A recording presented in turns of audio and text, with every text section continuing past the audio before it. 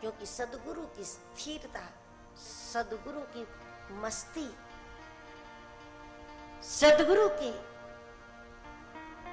फकीरी, सदगुरु का वैराग, सदगुरु का त्याग कुछ भी नहीं है, और लेकिन फिर भी उनकी प्रसन्नता, ये सब बहुत कुछ बताती है, बहुत कुछ बताती कि उनके पास है, कुछ है उनके पास।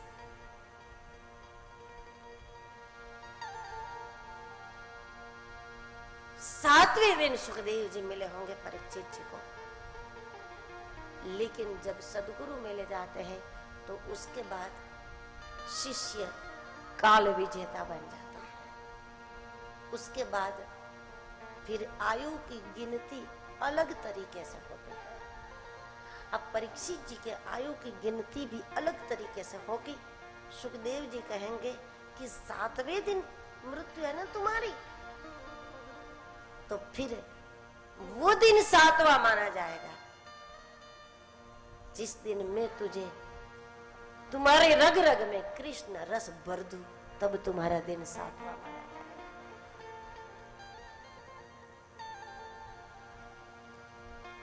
देवताओं का दिन अलग होता है, ब्रह्मा का दिन अलग होता है।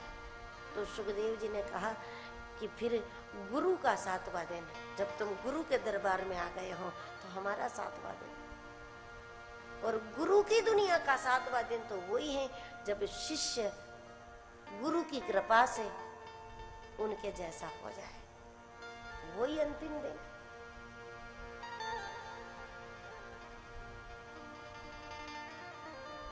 परीक्षित जी 7वें दिन भागवत सुनकर 7वें दिन चले गए, ऐसा भी नहीं है। यदि ऐसा हुआ होता कि 7 दिन परीक्षित जी ने भागवत सुना और शरीर छूट गया, तो फिर हम लोगों के पास भागवत कैसे होता, भागवत प्रसारित कैसे होता दुनिया में, कैसे में प्राप्त होता। केवल भागवत सुनकर के परीक्षित जी नहीं चले गए। परीक्षित जी का हेतु यही था कि भविष्य के लोगों का शरीर तो छूटेगा, लेकिन सबको सुखदेव जी नहीं मिले। मुझे जैसा गुरु मिला है वैसा गुरु सबको थोड़ी मिलेगा। तो जब मुझे समर्थ मिल गया है तो ऐसे समर्थ के द्वारा मुझे जो कुछ महावाक्य मिले जाए, वो महावाक्य जगत कल्याण के लिए जगत में मैं प्रसारित कर दूं, जगत में स्थापित कर दूं, उसके बाद में जगत से जाऊं। इतना करके गए हैं। गुरु के ज्ञान का प्रसार करें, ये भी गुरु सेवा का प्रकार।